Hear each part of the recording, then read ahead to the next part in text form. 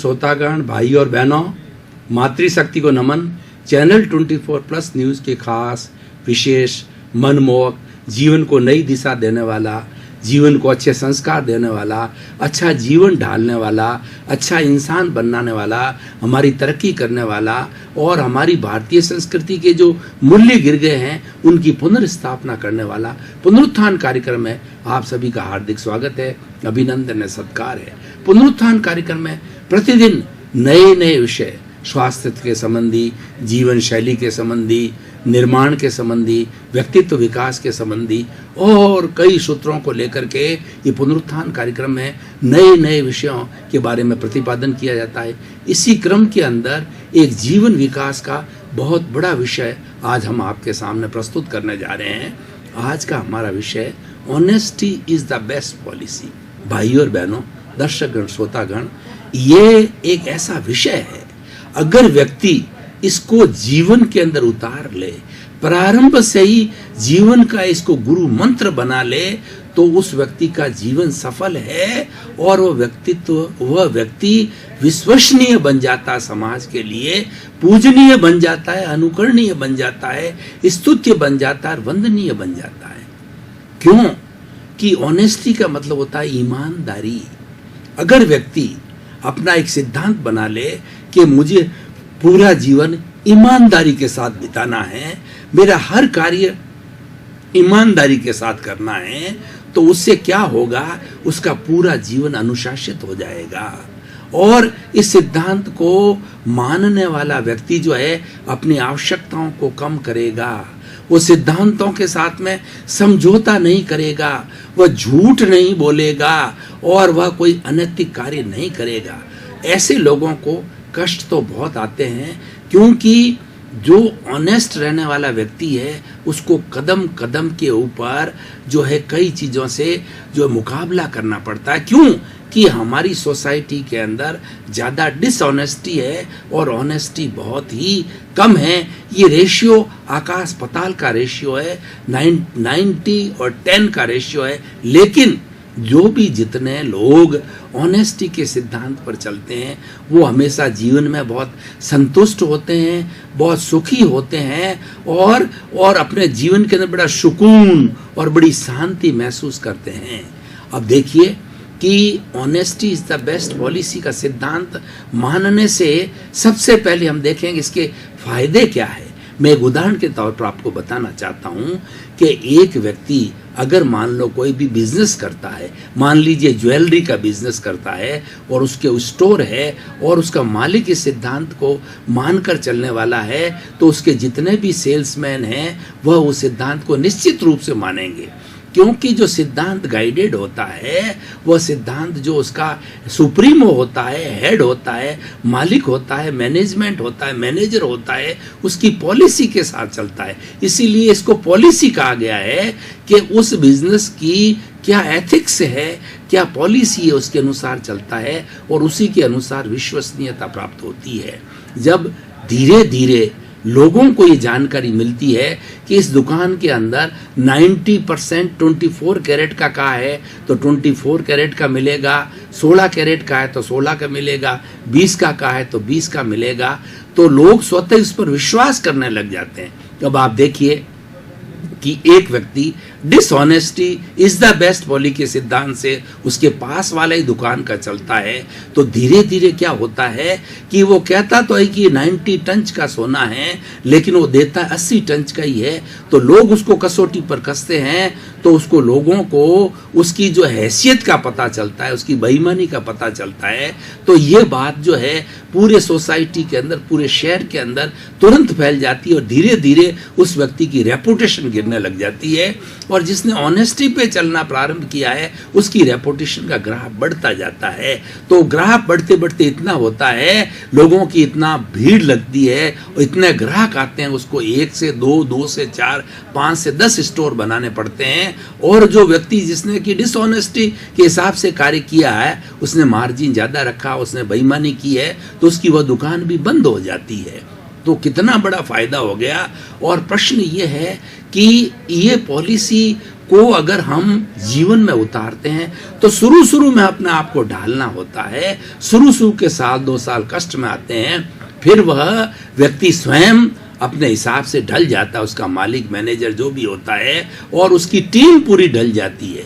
और जहाँ पर ऑनेस्टी होती है वहाँ पर कोई भी चीज़ को जो है झूठ कहने की आवश्यकता नहीं होती। ऐसा कहा जाता है एक झूठ को छिपाने के लिए 100 झूठ सोने पड़ते हैं, और जो सत्य है उसका कोई भी कोण नहीं होता है, सत्य अकेला होता है। Truth is God, God is truth, Mahatma Gandhi ने कहा है।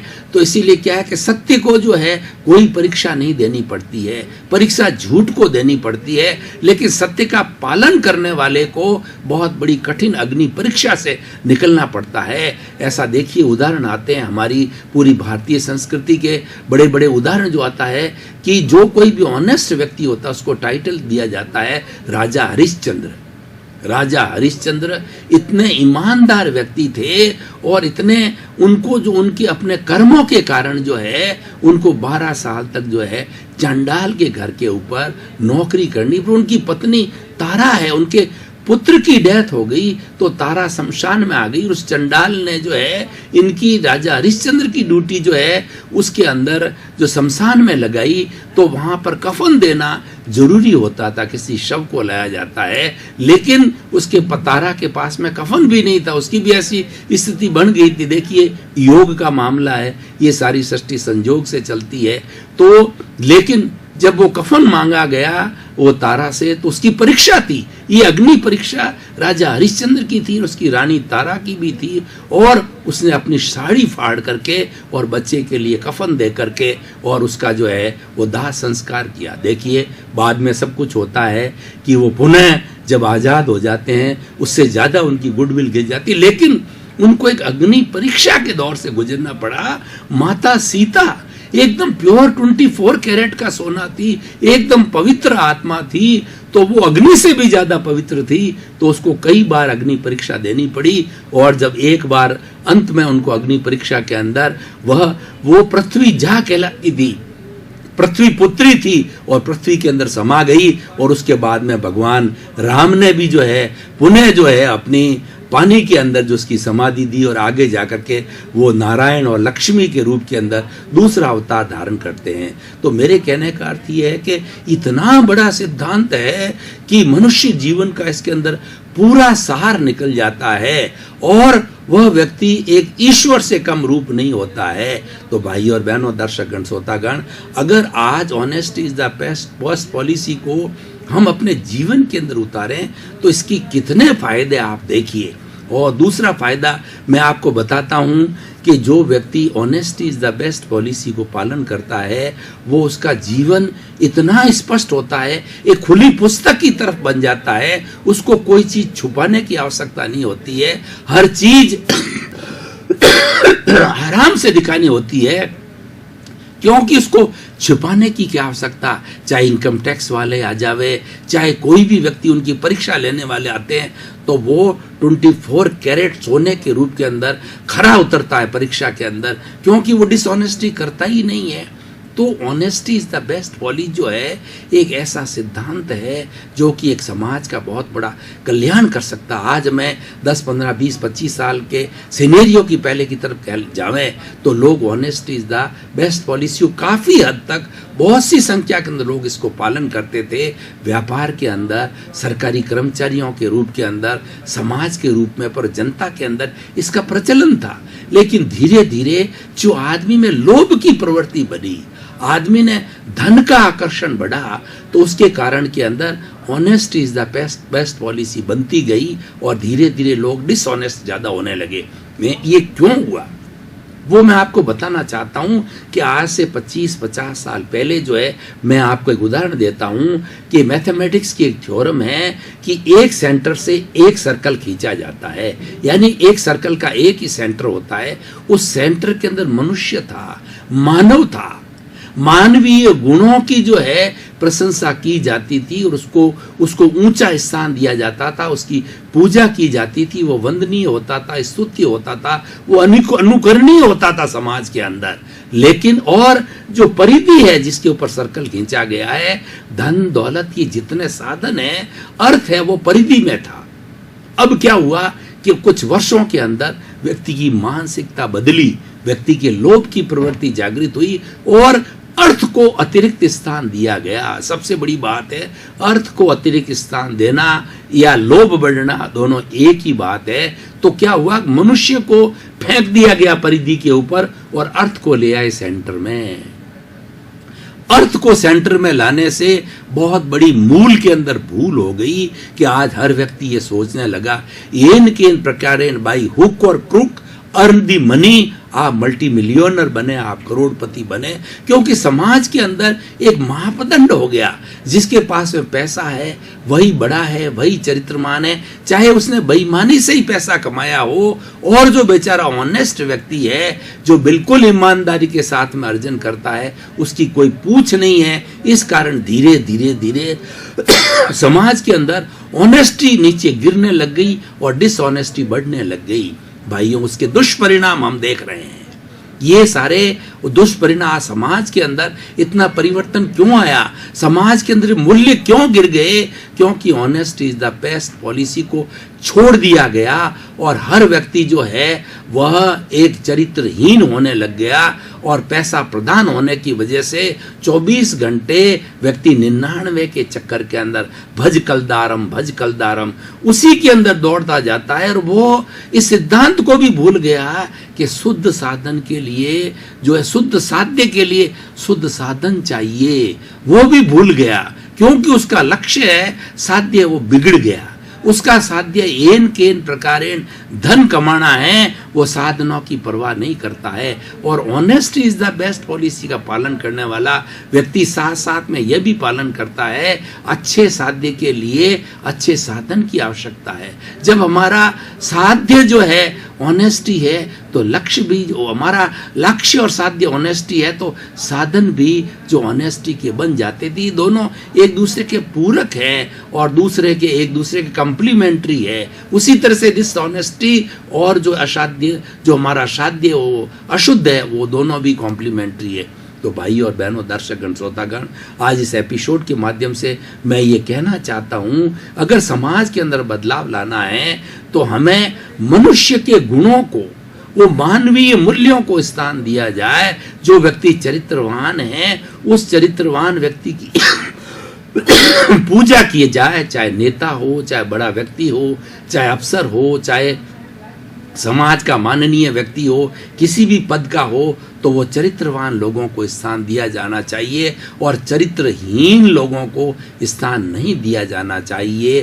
तभी हमारे समाज का उत्थान होगा। आज हम प्रतिदिन अखबारों के अंदर, टीवी के अंदर, किसी भी मीडिया को देखिए तो आपको ये झलकेगा कि जो कितना झूठ पनप रहा है। झूठ पनपने का कारण ये है, इस पॉलिसी को हम छोड़ते जा रहे हैं। अब भाई और बहनों, दर्शकगण, श्रोतागण, honest is the best policy के कुछ हम और जो है नए उदाहरण दे करके इसको क्लियर करें कि honesty is the best policy का जो व्यक्ति पालन करता है वो व्यक्ति स्वस्थ रहता है।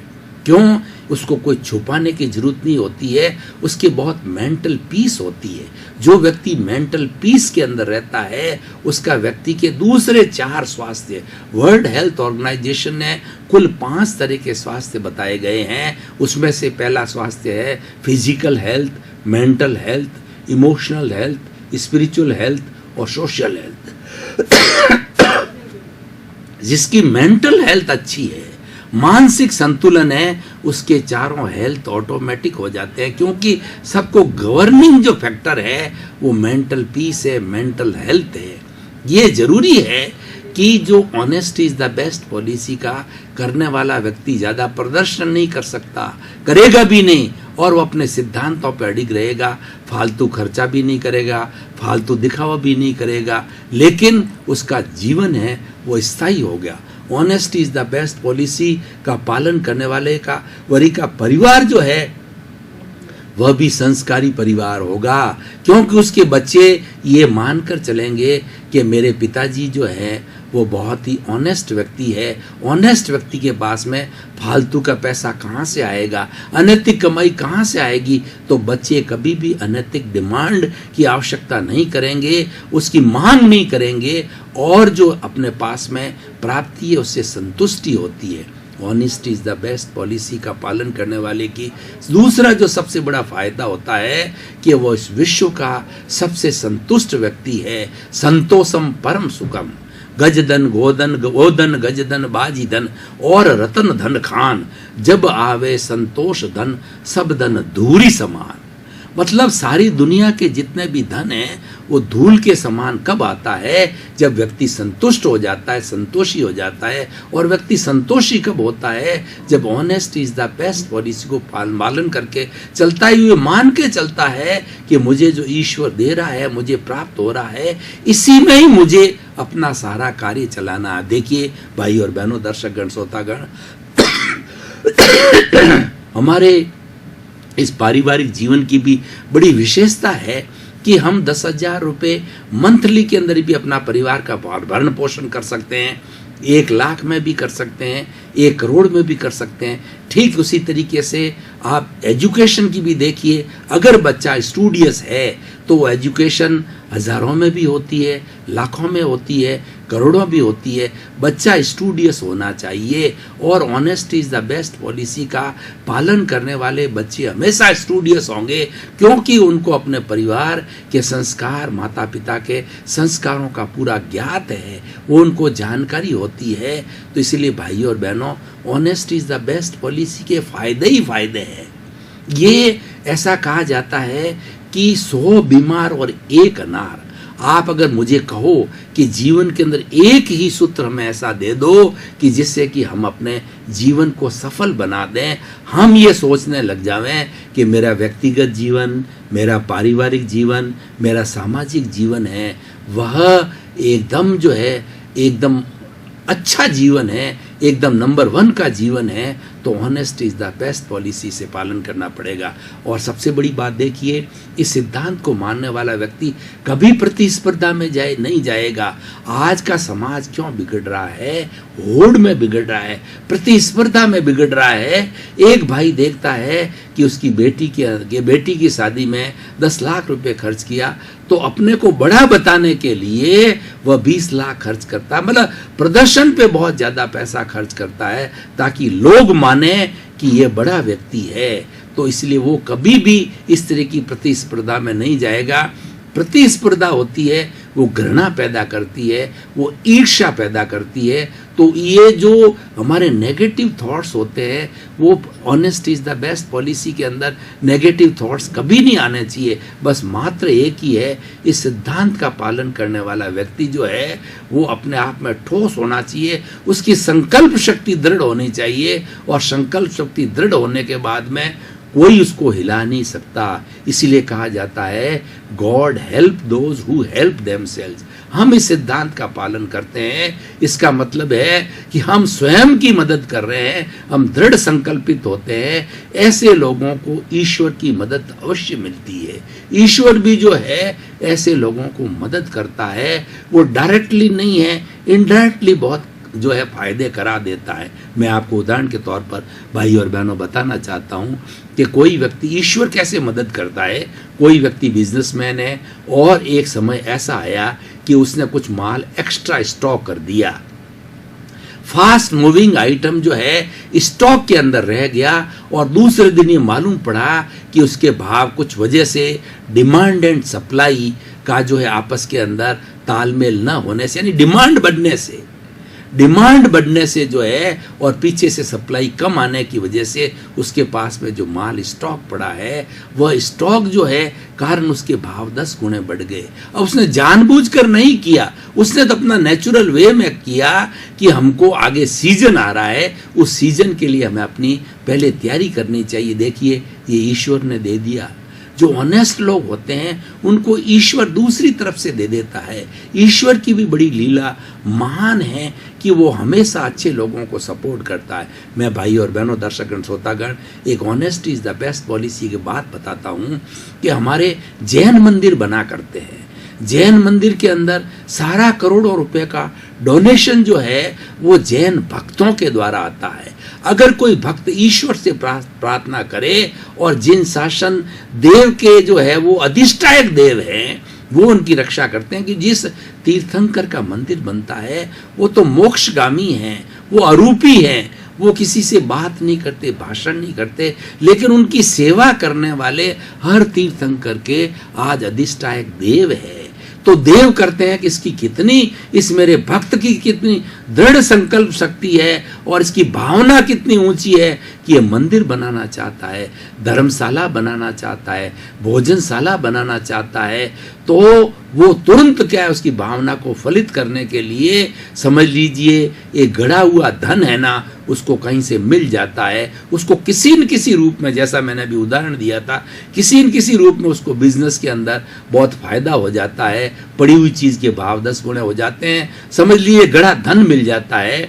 और उसके कारण, उस उच्च भावना के कारण वह संकल्प करता है कि जो है मैं अपने जो है इस भवन, इस मंदिर को बनाऊंगा। उसकी बोली बोलता है और सारा उसका भार अपने पे लेता है। अधिष्ठायक देव उसको मदद करते हैं। देखिए कि honesty is the best policy के कितने फायदे हैं, इसके फायदे ही फायदे हैं, ये अमृत है। लेकिन सबसे बड़ा इसमें क्या है कि व्यक्ति की संकल्प शक्ति बहुत दृढ़ होना चाहिए, व्यक्ति को थोड़ा त्याग भी करना पड़ता है, सैक्रिफाइस भी करना पड़ता है, और अपने जीवन को जो है वो बहुत ही कहना चाहिए सादा जीवन उच्च विचार रूप में बनाना पड़ता है। अपनी जीवन की आवश्यकताओं को घटाना पड़ता है। आज डिसऑनेस्टी होने का सबसे बड़ा कारण क्या है? एक तो व्यक्ति अपनी आवश्यकताएं बहुत बढ़ा देता है, दूसरा व्यक्ति क्या है, ग्रीड के फॉर्मूले पर चला जाता है कि नहीं धन इकट्ठा करो, कि समाज के अंदर एक मापदंड है, जिसके पास ज्यादा धन होता है, ज्यादा प्रदर्शन करता है, वो बड़ा माना जाता है। ये भी एक मान्यता बहुत ही गलत है। ज्ञानी पुरुष और चरित्रवान व्यक्ति को जो है स्थान दिया जाना चाहिए, वो पूजा के योग्य होता, पूजनीय होना चाहिए। लेकिन समाज ने ऐसे मापदंड बनाए हैं तो समाज उसके दुष्परिणाम आज देख रहा है। और देखिए धन प्राप्त होता है या न होता है, लेकिन उसकी प्राप्ति करने के लिए लोग कितने हथकंडे अपनाते हैं, और उस हथकंडों के अंदर वह जेल जाते हैं और उनको कितनी यातनाएं सहनी पड़ती है। और सबसे बड़ी यातना है कि जिस रास्ते वो चल रहे थे और जो उनकी रेपुटेशन थी, वो रेपुटेशन अनैतिक कार्य जब सामने आते हैं तो उसकी सारी रेपुटेशन धूमिल हो जाता है और उस व्यक्ति का चरित्र है वो जीरो हो जाता है। तो भाई और बहनों, दर्शकगण, श्रोतागण, हम निष्कर्ष की बात करना चाहते हैं। हमारा पुनरुत्थान कार्यक्रम वो सोशल यूटिलिटी की बात करता है कि इस एपिसोड से सामाजिक उपयोगिता क्या है, इस एपिसोड के माध्यम से जो व्यक्ति को क्या मिलेगा, सोसाइटी को क्या मिलेगा, राष्ट्र को क्या मिलेगा। भाई और बहनों, दर्शकगण, श्रोतागण, आपका बहुत बहुत धन्यवाद। आप पुनरुत्थान कार्यक्रम को बराबर नियमित रूप से देख रहे हो। पुनरुत्थान कार्यक्रम का जो मुख्य उद्देश्य जगत कल्याण करने का है, सर्वे भवन्तु सुखिनः, सर्वे भवन्तु निरामया। इसी क्रम में आपका जीवन आनंदमय हो। Honesty is the best policy का आप पालन करें और अपने मनुष्य जीवन को सार्थक और सफल बनावें।